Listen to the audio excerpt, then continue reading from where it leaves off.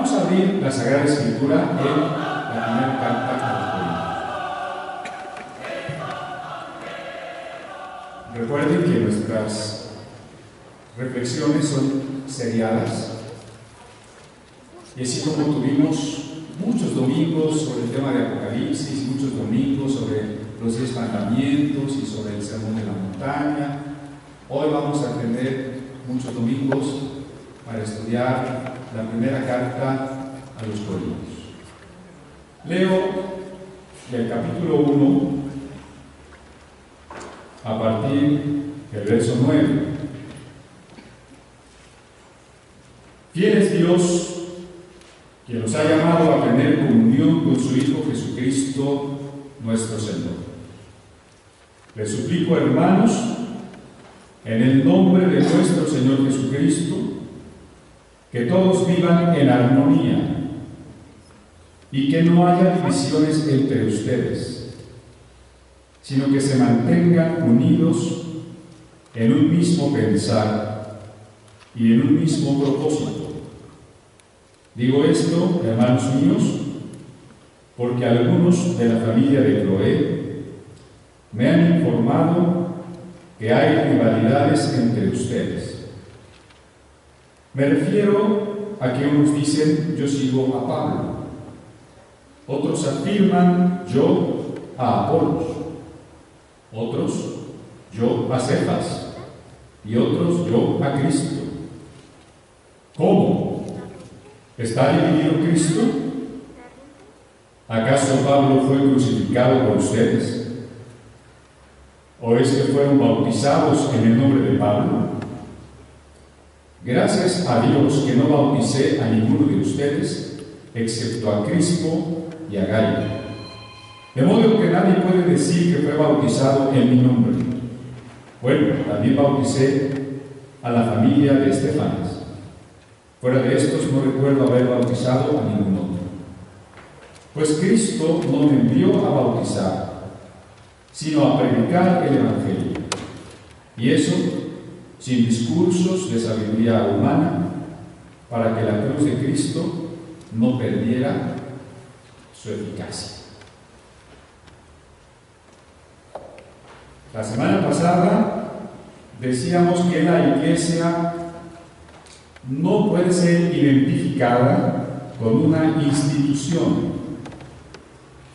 Ninguna institución, porque evidentemente cada una tuvo un principio en un año X, un conjunto de personas, de creyentes, incluso de ministros, decidió formar una institución y le puso un nombre. Qué bueno que hay instituciones y que trabajan enseñando el Evangelio. De las muchísimas instituciones, ninguna es igual, ninguna es equivalente a la Iglesia de Cristo. Porque la Iglesia de Cristo está formada por todos los verdaderos creyentes que hay en todo el mundo, independientemente de la institución a la que pertenece. Y no todos los que asisten a un templo, no todos los que trabajan o participan en una institución son siempre verdaderos creyentes. Así que las instituciones como tales no forman la Iglesia de Cristo. La Iglesia de Cristo está formada por personas, y por las personas que sean verdaderos creyentes. Por eso definíamos a la Iglesia de Cristo, como lo hacía el teólogo Emil Brunner, como la comunión con Cristo, con el Cristo vivo, y la comunión entre los creyentes. Por eso el verso número 9 lo reitera y dice: fiel es Dios que nos ha llamado a tener comunión con su Hijo Jesucristo, nuestro Señor. La palabra eclesia quiere decir la reunión o la asamblea de los llamados aparte. Por eso dice aquí que Dios en su fidelidad nos ha llamado. Y nosotros somos la asamblea o la comunidad de los llamados. ¿Llamados a qué? a tener comunión con Jesucristo. La iglesia entonces son los llamados a tener comunión con Jesucristo. Decíamos que es bueno que haya instituciones, porque así somos expresión en las distintas zonas geográficas de la comunión que de manera concreta ya tenemos unos con otros.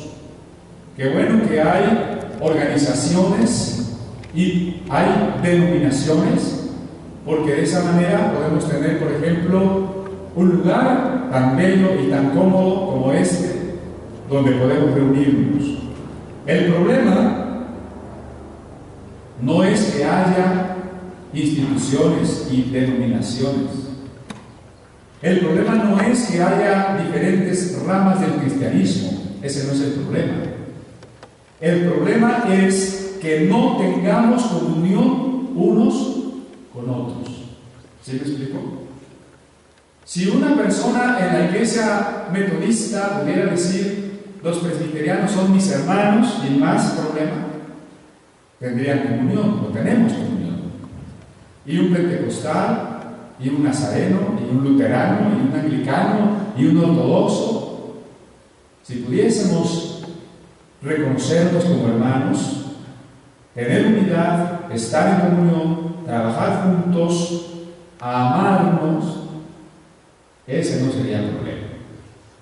Desgraciadamente, hay problemas. Noten que el apóstol comienza diciendo: les ruego en el nombre de nuestro Señor Jesucristo, en el verso 10. Les ruego en el nombre de nuestro Señor Jesucristo.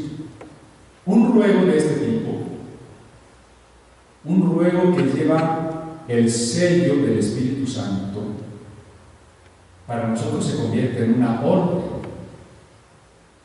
Dios mismo nos está rogando algo, eso es una orden muy educada, pero es una orden. Y es una orden que nos está diciendo que se nos conmina en el nombre del Señor Jesucristo. Imagínense, cuando nosotros tenemos que orar para que sea liberada una persona endemoniada, decimos: en el nombre de Jesucristo. Y los demonios obedecen. Ahora, si el Espíritu Santo, a través de Pablo, nos dice que en el nombre de Jesucristo nos pide algo, y yo digo: ¿y si los demonios obedecen? ¿Usted obedece? No serán más obedientes los demonios, porque uno los reprende y se van. Pero luego a los hermanos les dicen: en el nombre de Jesucristo no tengas divisiones, y los hermanos se siguen dividiendo. ¿Verdad que es un problema?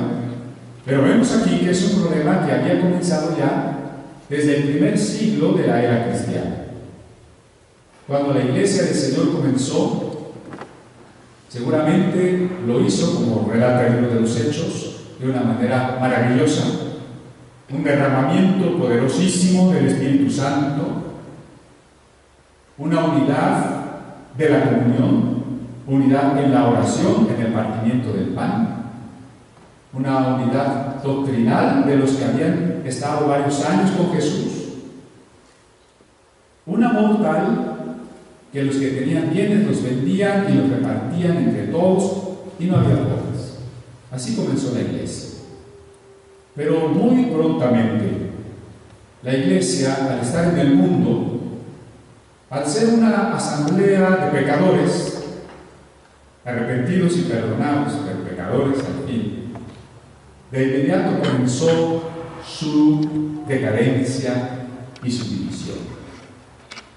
Lo natural es que cuando el Evangelio llegaba a un pueblo o a una ciudad, todos los creyentes, todos los que decidían ser discípulos de Jesús en esa ciudad, tenían que estar juntos. Imaginemos a Pablo, a Pedro, a cualquiera de ellos llegando a una ciudad y hablando acerca de Jesús, y la gente que escuchaba y que quería creer lo manifestaba bautizándose en agua, y entonces a partir de ese punto formaban una comunidad, la comunidad de los discípulos de Jesús. Así que las iglesias, de acuerdo con los relatos del Nuevo Testamento, decíamos, no tenían nombre. No decíamos, esta iglesia de Éfeso se llama Juan 3:16 y la iglesia de Corinto se llama el Divino Salvador. No había eso, mucho menos una denominación. No decían, bueno, los de Tesalónica somos presbiterianos. Bueno, no, acá en Colosas somos pentecostales, ¿verdad que no? Al principio, de manera natural, todos los discípulos no eran más que discípulos y todos los discípulos estaban juntos. Pero, bueno, la separación es necesaria en un sentido. Hoy tenemos el gusto de tener con nosotros hermanos de Cuernavaca, pero tal vez no puedan venir todos los domingos. Si quieren, son bienvenidos, pero es muy difícil, ¿no? Porque ellos están muy lejos. Entonces, había una separación geográfica necesaria. Pero esa debió haber sido toda la separación que se daba en la iglesia. Una separación que, sin embargo, mantenía la unidad de espíritu. Les voy a poner un ejemplo. Cuando los discípulos fueron perseguidos en Jerusalén, salieron huyendo. Y cuando el Evangelio llegó a Samaria, y Felipe predicó, y las personas creyeron y se bautizaron, Dios no completó los dones a la iglesia hasta que no llegaron representantes de la iglesia de Jerusalén, en este caso Pedro y Juan. Cuando Pedro y Juan llegaron a Samaria y pusieron las manos sobre los creyentes nuevos, ellos empezaron a recibir el Espíritu Santo. ¿Por qué no pudo Felipe hacer todas las cosas él solito? ¿Por qué fue necesario que Jerusalén respaldara la obra en Samaria? Pues para que hubiera una evidencia de la unidad de la única iglesia de Cristo, independientemente del lugar en donde esa congregación esté. Somos una sola iglesia. Entonces, ¿por qué nos empezamos a dividir? Nos empezamos a dividir por muchas razones. Insalvables, si se quiere, en el siglo XXI. Lo que debemos hacer, espero estar subrayando esto, es tener una comunión abierta. No estamos pidiendo que se acaben los presbiterianos, ¿me explico? No estamos pidiendo que se acaben los luteranos, no necesariamente. Lo único que estamos pidiendo es que nos amemos, que nos reconozcamos como hermanos. Pero es importante ver cómo empezaron las divisiones. Empezaron primero porque las personas naturalmente también tienen preferencia por algún predicador. Noten ustedes cómo dicen aquí: yo soy de Pablo, yo soy de Pedro, yo soy de Apolos. La obra en el puerto de Corinto había comenzado con Pablo. Él llegó, como lo enfatiza en la segunda carta, y fue como un padre para ellos. Él les llevó el Evangelio. Con él conocieron la palabra de Dios. Entonces muchas personas amaban a Pablo y les gustaba cómo predicaba Pablo. Solamente que Pablo era un apóstol verdadero. La palabra apóstol no significa un señor barbón que está en un nicho y que le ponemos unas veladoras. No significa eso. La palabra apóstol tampoco significa un señor con los mejores trajes más caros y que llega, como platicábamos hace rato, y dice: yo soy el ungido del Señor. No, eso no es un apóstol. La palabra apóstol solamente quiere decir enviado. Había ancianos, es decir, ministros, hermanos más maduros, ancianos les llama la Biblia, que enseñaban la palabra en los lugares, en las localidades, y había otros hermanos que eran enviados a enseñar la palabra en otros lugares. Los apóstoles no son más que los ancianos comisionados, por eso también se usa la palabra misionero, para ir a abrir nuevas comunidades o para confirmar, fortalecer a las comunidades que ya existen. Y esos apóstoles, esos enviados, siempre iban de dos en dos, cuando menos, como Jesús lo había enseñado. Por eso en la carta dice Pablo y Sóstenes, Pablo y Timoteo, Pedro y Juan, Pablo y Bernabé, Pablo y Silas. No había el ungido del Señor, sino los sirvientes. Jesús nos había enseñado que los que seamos los primeros debemos ser los servidores. Si alguien exige para sí reconocimiento, dinero, sujeción, si alguien presume de tener la autoridad y la unción, no tiene nada. Porque los encargados de dar la palabra debemos ser los sirvientes. En todo lo que significa la palabra sirviente. Si usted quiere que le volé los zapatos, nomás me avisa. ¿No? Porque así debe de ser. Entonces, como Pablo no sabía de coberturas, yo no encuentro esa palabra en el Nuevo Testamento, ¿no? Fundó la iglesia de Corinto y se fue. ¿No creen ustedes que Pablo dijo en su lista de iglesias, Corinto es mía, así que, Pedro, tú ahí ni te metas, es mi cobertura? Porque el apóstol está para servir a la iglesia universal, sin búsqueda de una ganancia personal o particular. Cuando un predicador va a un lugar y de antemano pone la condición de que le van a dar una buena ofrenda, ya no está sirviendo al Señor. Si alguien va a una iglesia solamente porque espera llevarse gente para su propia iglesia, o para que esa iglesia entera se meta bajo su cobertura porque él necesita tener más iglesias, no está sirviendo al Señor. Está sirviendo su obra, sus intereses.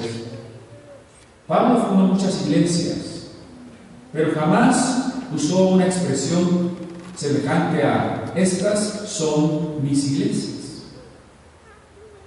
Y cuando sabía que podía no regresar a un lugar, simplemente se despedía y les decía: tengan cuidado, porque aún de entre ustedes se levantarán lobos rapaces.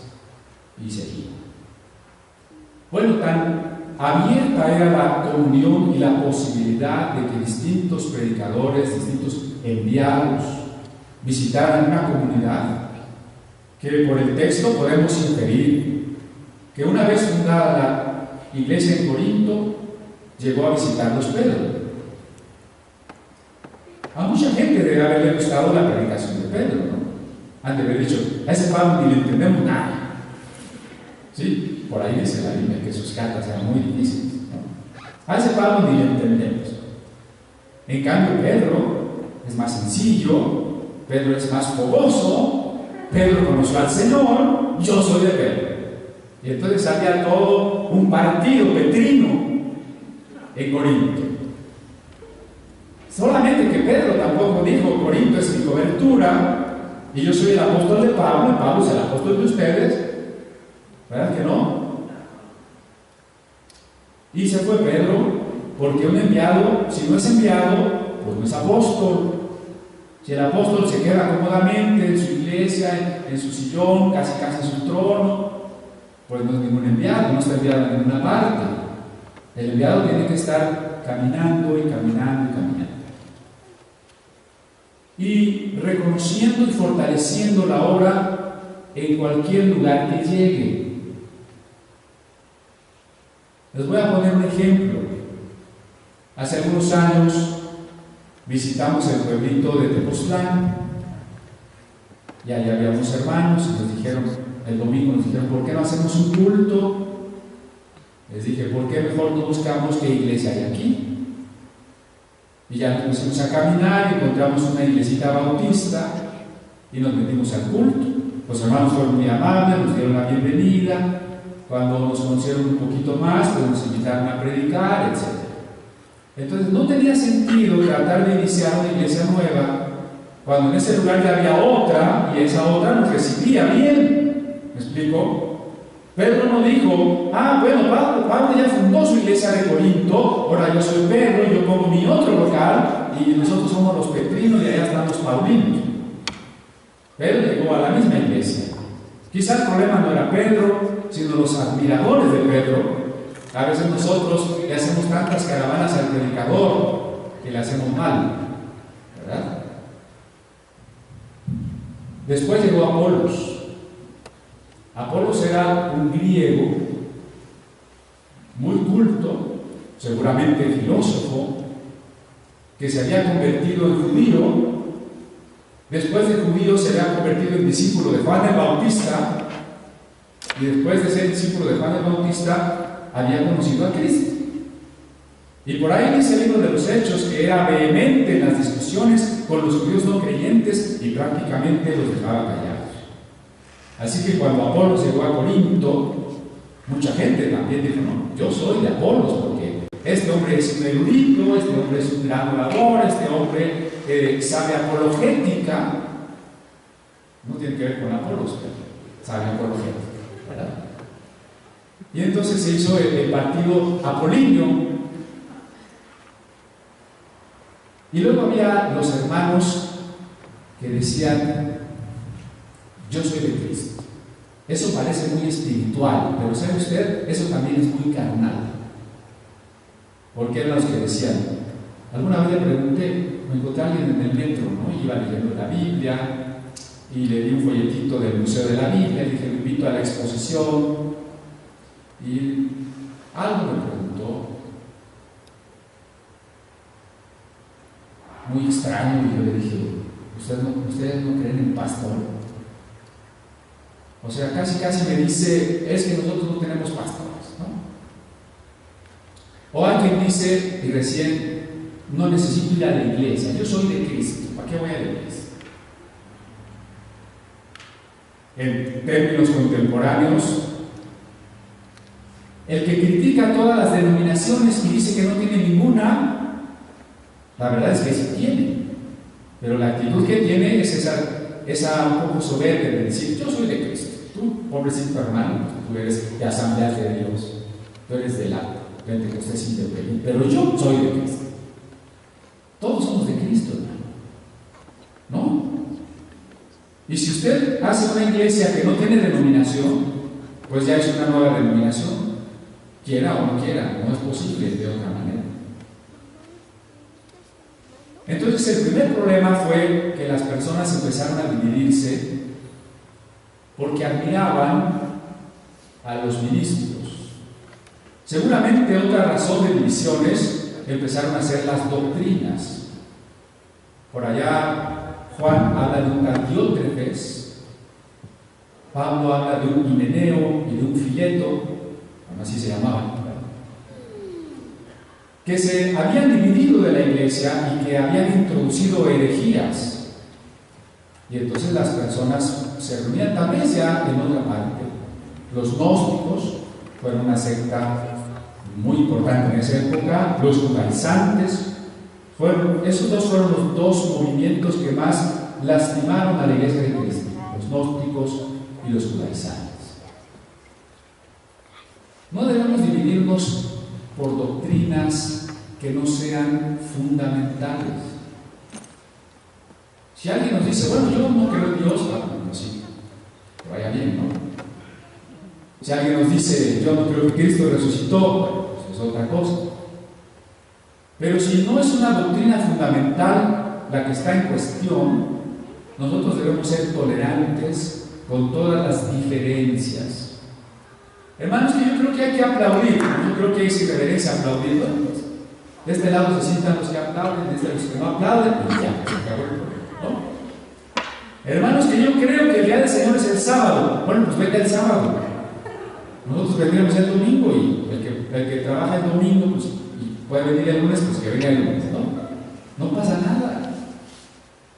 Hermanos, que yo creo que el bautismo es echando agüita en la cabeza. No, yo creo que hay que meterlo en el río. pues bautícese como quiera, pero bautícese. No podemos separarnos por doctrinas no esenciales. No estamos autorizados por el Señor para lastimar el cuerpo, para mutilar el cuerpo de Cristo. Porque nos dice claramente la carta a los Efesios que tenemos un Señor, un Dios, una fe, un bautismo, un espíritu. Porque nos está rogando aquí Dios, a través de Pablo, nos está rogando que guardemos la armonía y la unidad del cuerpo de Cristo. Oiga, hermano, pero aunque nosotros queramos ser de comunión abierta, los demás a veces no quieren. Eso es verdad. Nosotros estamos dispuestos a ir a cualquier iglesia. Y gracias a Dios vamos a muchas iglesias diferentes. Pero hay iglesias que no nos reciben. ¿Y usted cree, hermano, que vamos a acabar con todas estas divisiones que hay? Seguramente no, pero a mí me interesa una cosa. Que cuando estemos frente al trono del Señor, no nos pueda decir que nosotros fuimos de los divisores. Hay muchas cosas que tal vez no se van a arreglar, pero que en una responsabilidad personal, usted puede decirle a Dios, o podrá decirle a Dios, Señor, yo no dividí la iglesia. ¿Verdad que eso es suficiente? Hay muchas cosas que la gente hace y que por más que usted quiera, la gente no va a dejar de hacer. Pero ante Dios, usted es responsable. ¿Le reprenderá el Señor o le reconocerá el Señor la actitud que usted tuvo? La actitud amorosa. Cuando llegamos a principios del segundo siglo, esto es el siglo I, ¿no? O sea, imagínense una línea del tiempo de la muerte del Señor al año 90, que se escribe por ahí en Apocalipsis, ¿no? La iglesia está sufriendo estas divisiones y está sufriendo a los gnósticos y a los judaizantes. Un poquito más adelante, por ahí del año 120, hay un grupo de ancianos que empieza a utilizar un nombre de manera equivocada, y esa es la palabra obispo. Dejan de ver la palabra obispo como cualquier anciano, cualquier pastor, y empiezan a suponer que el obispo es un pastor que tiene a su cargo a los demás pastores. Ese es el inicio de la pérdida de la igualdad. Déjeme decirle, hermano, que aquí todos somos iguales. Todos somos iguales. Yo no soy más que ustedes. Los hermanos varones no son más que las mujeres. Todos somos iguales. Si usted le va a pedir algo a Dios, usted se lo puede pedir directamente en el nombre de Jesucristo. No diga, pastor, usted que está más cerca del Señor. Eso no es verdad. Todos estamos igualmente cerca porque Cristo murió por todos igualito. La muerte de Cristo es igual para todos nosotros. Todos hemos recibido el Espíritu Santo. Por eso decía yo, cuando le dicen, ve al auditorio tal porque va a estar el hermano perengano que trae la unción, acuérdese usted de una cosa, el Espíritu Santo vive en mí. Nadie me va a dar la unción. Yo soy el templo del Espíritu. Y lo que el Espíritu está esperando de mí es que yo me entregue a Él. Nadie trae una cosa que se llama la unción y me la va a poder repartir. Y igualmente, si usted se encuentra un endemoniado, les dije alguna vez, ni me llame por teléfono, pastor, venga rápido porque hay un endemoniado. Yo lo que le voy a decir es, usted expúlselo. A mí déjeme dormir. Porque todos somos iguales. ¿Me explico? Todos somos iguales. Cuando empieza a usarse la palabra obispo como el representante de un lugar o de toda una región, comienzan las diferencias entre creyentes. Ahora unos se van a constituir en los laicos y otros se van a constituir en el clero, en los sacerdotes.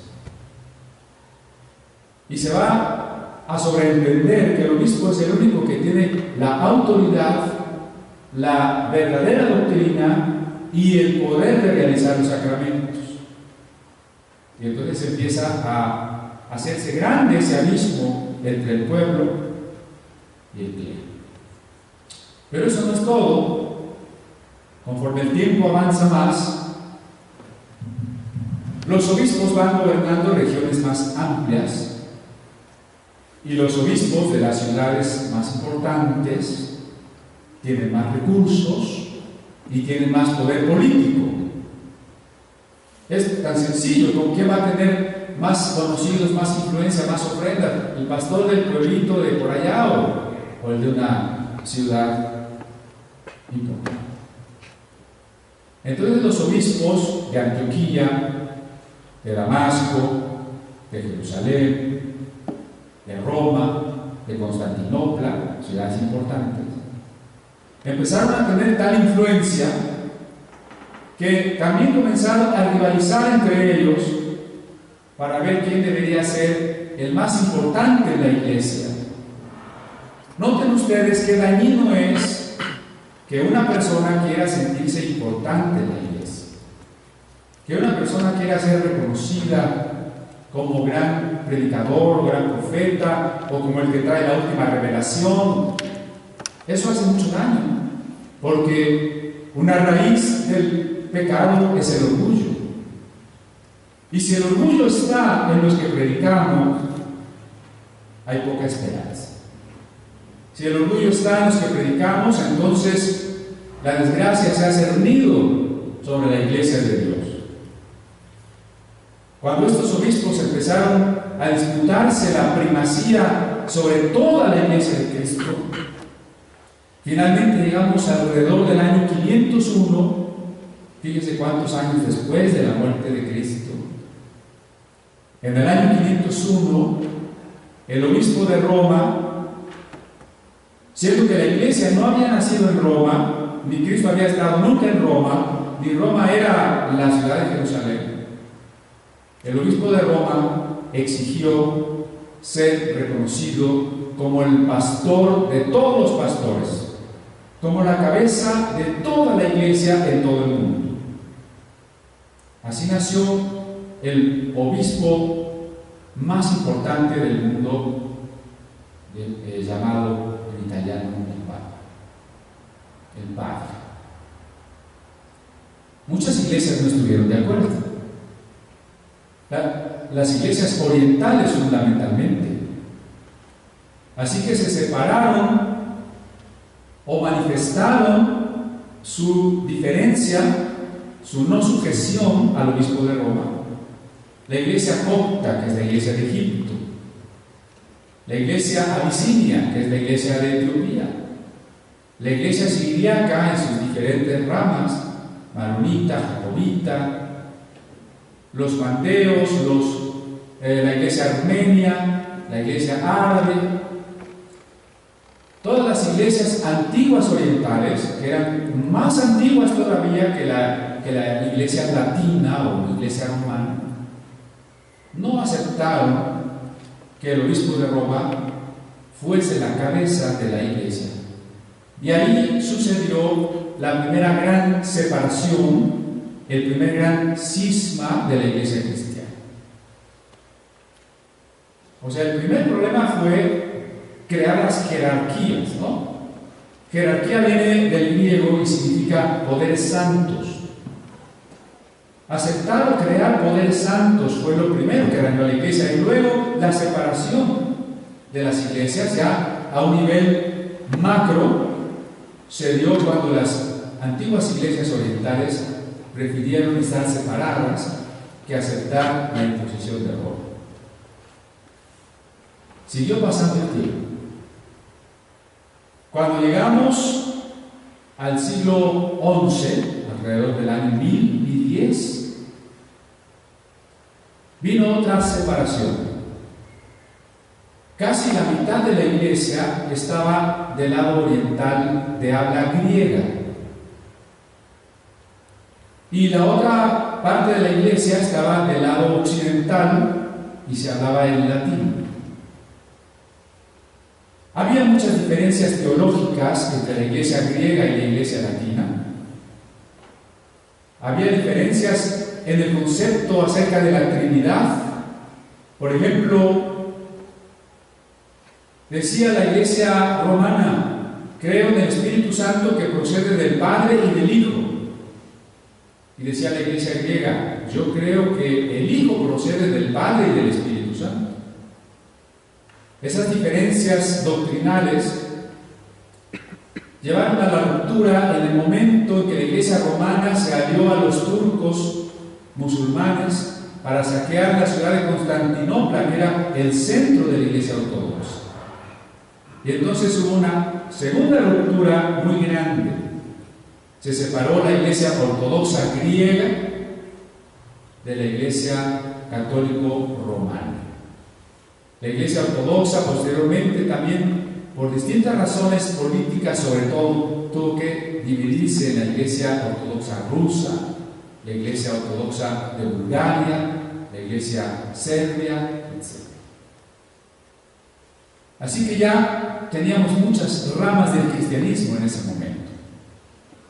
Sigue pasando el tiempo y llegamos por allá del año 1517, cuando en gran parte de Europa la gente no conoce la Biblia.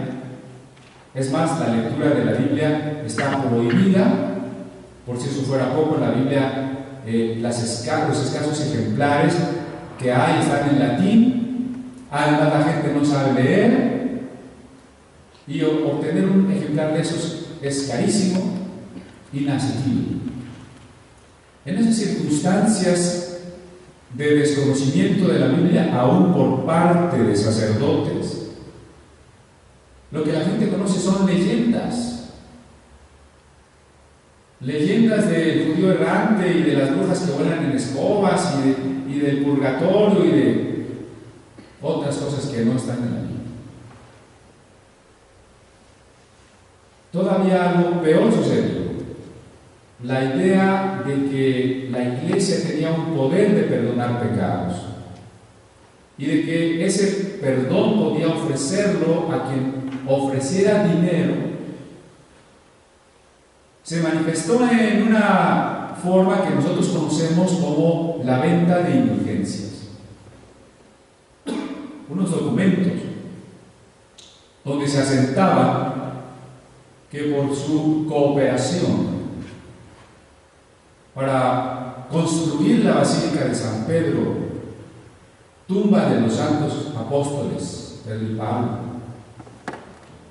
como correspondencia la iglesia le perdonaba a usted algunos cientos o miles de años en el purgatorio. Es decir, la salvación ahora se obtenía por dinero, como hoy sucede con ciertas predicaciones. Si tú quieres que Dios te bendiga, ofrenda, y entre más ofrendes, más te va a bendecir. Entonces la salvación se volvió para los ricos. En ese contexto es cuando un sacerdote agustino, monje agustino, llamado Martín Lutero, se queja de las indulgencias. Él no rompe con la iglesia ni nada parecido, simplemente se queja con el obispo de que hay unos monjes dominicos que están abusando de la fe de los creyentes y les quieren vender la salvación por dinero. El escrito que él hace en latín para sus colegas doctores en teología es traducido por sus seguidores al alemán, impreso y difundido, y antes de que se dé cuenta, ya es un reguero de polvo, ya es un incendio en Europa. La situación de discusiones con Lutero y su recurso a la Sagrada Escritura para no aceptar ninguna cosa que no esté en la Biblia, esa actitud de Lutero es buena y es algo que nosotros deberíamos seguir siempre. Como dice Pablo, les ruego en el nombre de nuestro Señor Jesucristo que mantengan la armonía. Parafraseando, yo digo: les ruego en el nombre de nuestro Señor Jesucristo que no acepten nada que no esté escrito aquí. Les ruego, por favor, les conmino, amonesto, animo, exhorto, o lo que quieran. ¿Sí? No acepten nada que no está en la Biblia. Cuidado cuando alguien nos trae nuevas predicaciones, nuevas revelaciones y no están en la Biblia. No los podemos aceptar. Aunque nos diga que Cristo mismo se le apareció y se lo dijo, si no está en la Biblia, no lo podemos aceptar. Solo que cuidado, porque de repente también algunos versículos por ahí se jalonean de los cabellos, ¿no? Tal vez a usted le hayan argumentado con un versículo, como dice la homilética, la hermenéutica, un texto usado como pretexto fuera del contexto, ¿no?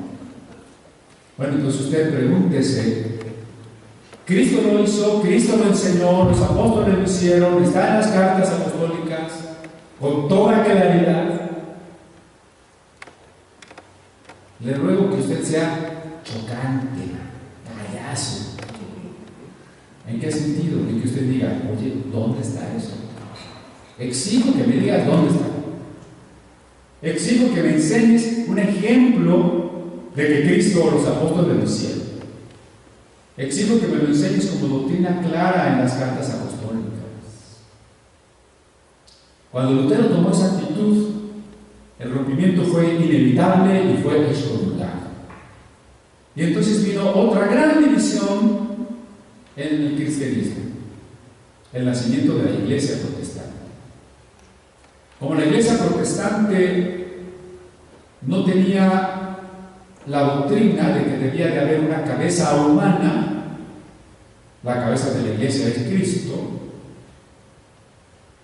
pues entonces fue muy sencillo que algunos no se sujetaran a Lutero y que otros empezaran también otras congregaciones por otras partes, por muy distintas razones. Razones geográficas, razones doctrinales, razones políticas, como fue el caso de Inglaterra con Enrique VIII. No fue realmente una razón doctrinal, él no era un teólogo, era un asunto económico-político. Así nació la iglesia anglicana. Y otras iglesias fueron naciendo: la iglesia congregacional, la iglesia presbiteriana, luego la iglesia bautista. Para el siglo XVII y XVIII nació la iglesia metodista, todo el movimiento pietista. Después, para principios del siglo XX, la iglesia pentecostal, con sus muchísimas iglesias, y la denominación más creciente en nuestras épocas. Aquí en México, el registro de asociaciones religiosas tiene alrededor de 7,000 registros de iglesias evangélicas. O sea, ¿cuántas denominaciones evangélicas hay? Pues en México hay más de 7,000. Así que si usted me dice cuáles son, yo no me las sé de memoria, ¿verdad? Porque pasa que este hermano se enojó con este hermano y entonces dijo: pues yo no voy a hacer mi iglesia. Es decir, hay razones válidas de división y hay razones no válidas de división. ¿Cuáles son las razones válidas? Nosotros vivimos muy lejos y vamos a iniciar otra obra con la comunión y la bendición de ustedes. Esa es una razón válida. Vamos a iniciar otra obra porque mandamos a un hermano a que levante esa obra. Bueno, pues creo que la única es esa, la geográfica, a fin de cuentas. O sea, todo redunda en el lugar en donde estamos. ¿Cuáles razones no son válidas? ¿Cuáles actitudes no son válidas? Como no hay una institución que diga: y esta te da la credencial de pastor, y si no la tienes no puedes ser pastor, sino que cualquiera puede ser pastor, eso es bueno y eso es malo. ¿Me explico? Porque entonces el otro hermano rebelde, que ya encontró un pretexto para dividirse, pues se lleva a unos hermanos y hace otra iglesia. Y desgraciadamente hay divisiones donde hasta golpes hay, y donde hasta ya se demandaron por las bancas y por el terreno, no, ustedes lo saben. Entonces, no es una actitud correcta dividirse por rebeldía,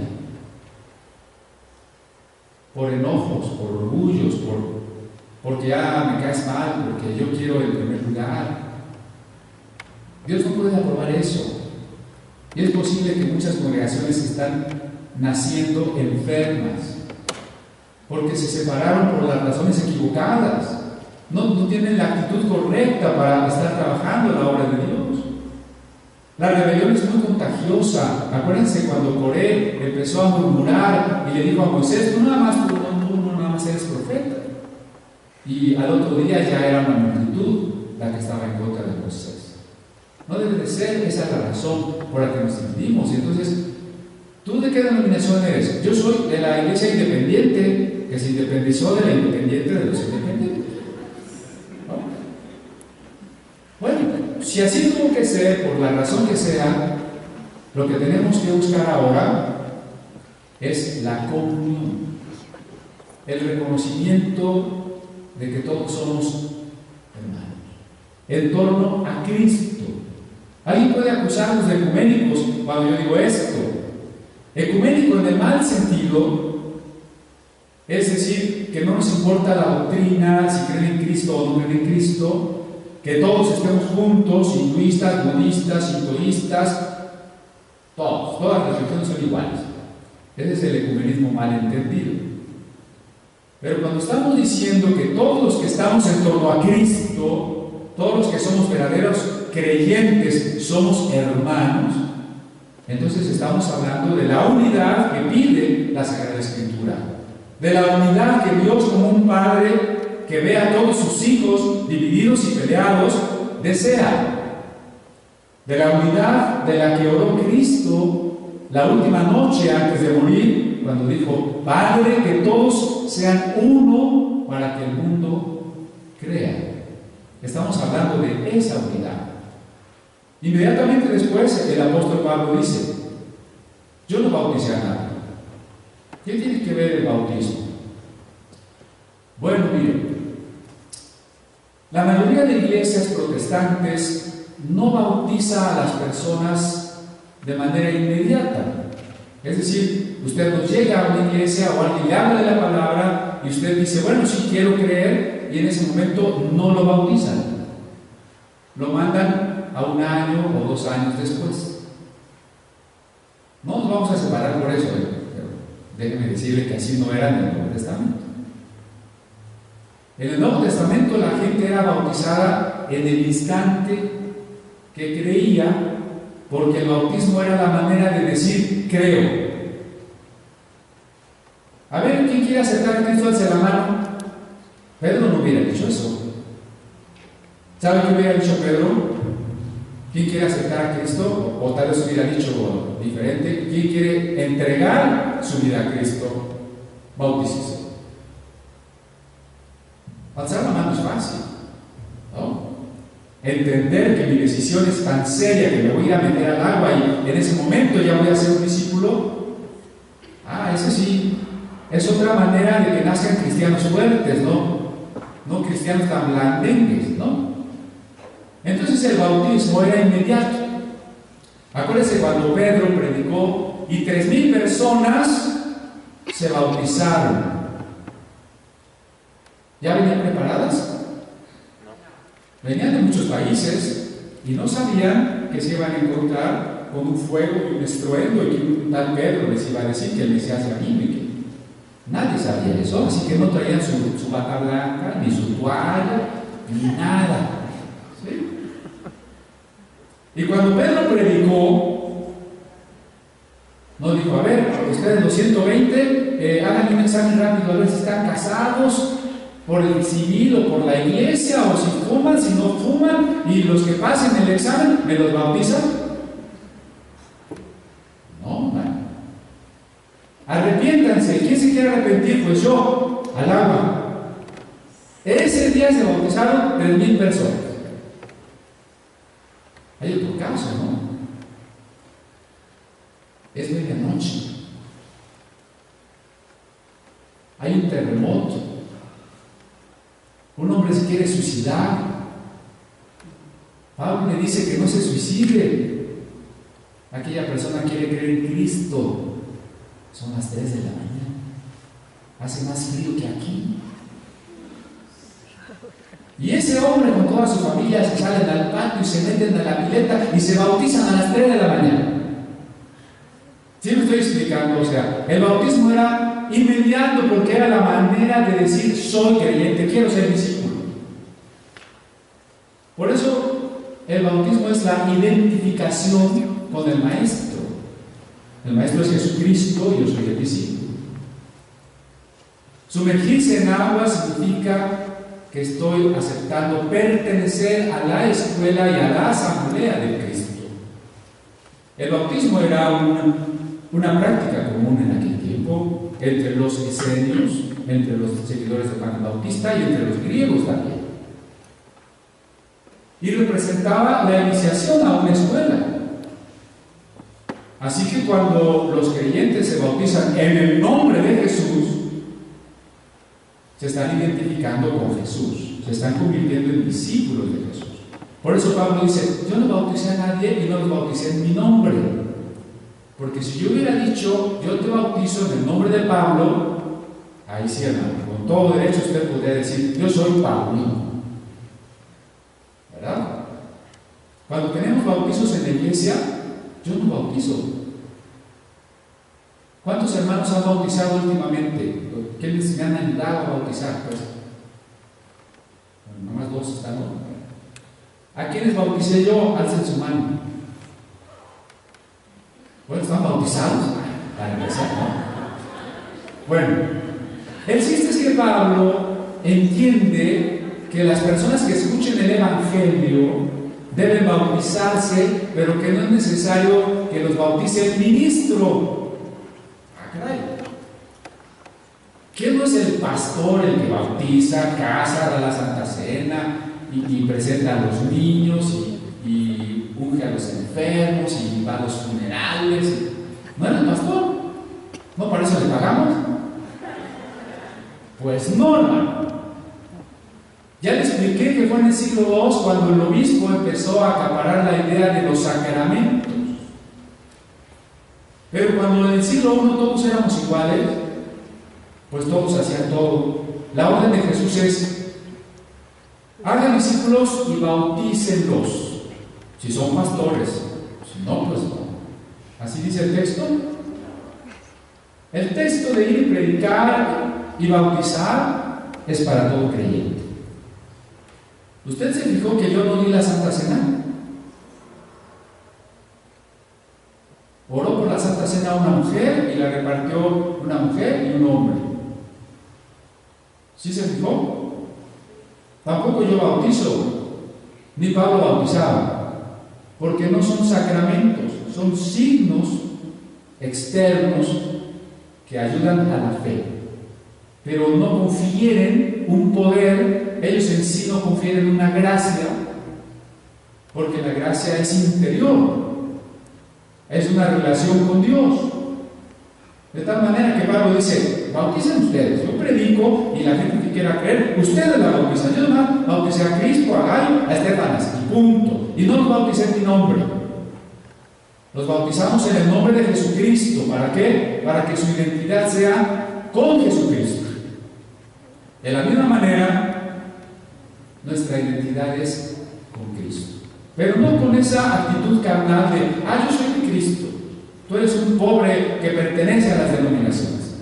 No en esa soberbia, sino en el reconocimiento real de que no podemos dividirnos porque somos de Cristo.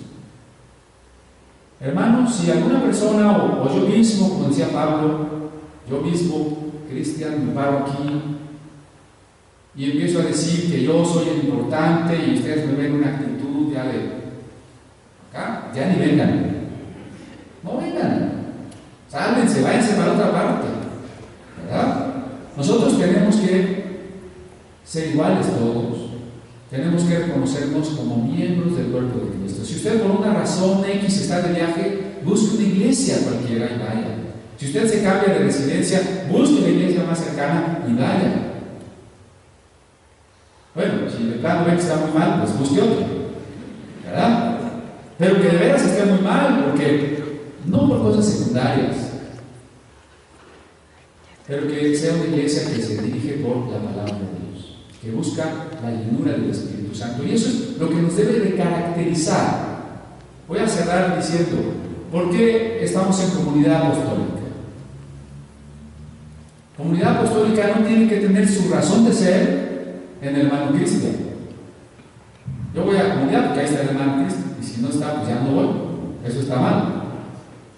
Yo voy a comunidad apostólica porque es un templo a todo, ¿no? Está mal también. O por otras razones está mal. La única razón válida tendría que ser porque queremos ser una iglesia llena del Espíritu Santo, que crezca cada día más en el conocimiento y en la práctica de la Sagrada Escritura. Pero reconocemos a todas las iglesias como nuestros hermanos y queremos trabajar con ellas en todo lo que se puede, y queremos recibir de ellas y poderles dar hasta donde ellas lo permitan. Así lo queremos hacer. ¿Por qué?